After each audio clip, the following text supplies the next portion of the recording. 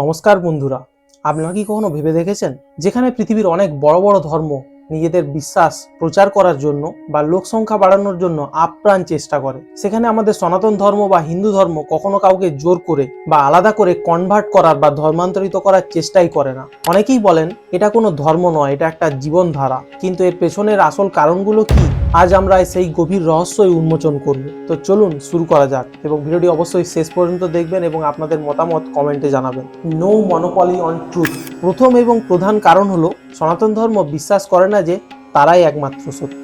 ঋগ্বেদে একটি কথা আছে, একং সৎ বিপ্র বহুধা বদন্তি। এর অর্থ হলো সত্য একটাই, কিন্তু জ্ঞানী ব্যক্তিরা তাকে বিভিন্ন নামে ডাকেন। সনাতন ধর্ম মনে করে ঈশ্বর বা মোক্ষ লাভের জন্য কোনো নির্দিষ্ট মনোপলি বা একচেটিয়া অধিকার কারণ নেই। যেহেতু এই ধর্ম সব পথকেই একই লক্ষ্যেরই বিভিন্ন রাস্তা বলে মনে করে, তাই কাউকেই জোর করে নিজের বিশ্বাস বদলে দেওয়ার কোনো ধর্মীয় প্রয়োজন বা আর্জেন্ট তাগিদ এখানে নেই। Individual spiritual responsibility. দ্বিতীয় পয়েন্টটি কিন্তু খুবই ইন্টারেস্টিং।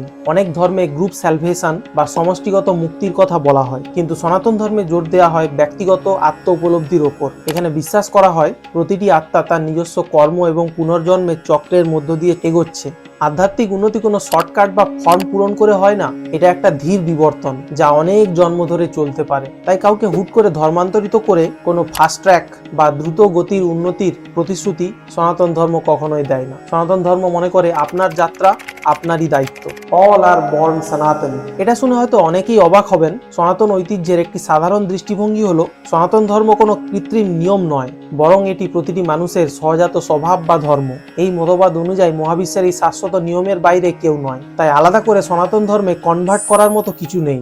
যদি কেউ নতুন করে এই জীবনধারা অনুসরণ করা শুরু করে, তবে তাকে কনভার্ট নয় বরং রিভার্ট অর্থাৎ স্বধর্মে প্রত্যাবর্তন বলা হয়, কারণ আপনি তো আদতেই এই বিশ্বব্রহ্মাণ্ডেরই অংশ। Cultural and ethnic roots. ইতিহাসের দিকে তাকালে দেখা যায় সনাতন ধর্মের অনেক ঐতিহ্য নির্দিষ্ট সম্প্রদায়, অঞ্চল বা বংশের সাথে গভীরভাবে যুক্ত ছিল। ঐতিহাসিকভাবে হিন্দু পরিচয় মূলত জন্মগত বংশানুক্রমিক ধারায় চলত, তাই বাইরের লোক খোঁজা বা নতুন মেম্বার যোগ করার কোনো প্রথা এখানে সেভাবে গড়ে ওঠেনি। পরিচয়টা ভেতর থেকেই আসতো, বাইরে থেকে চাপিয়ে দেওয়া হতো না। Lack of centralized authority. সবশেষে একটি বড় কারণ হলো সনাতন ধর্মের কোনো একক নিয়ন্ত্রক নেই।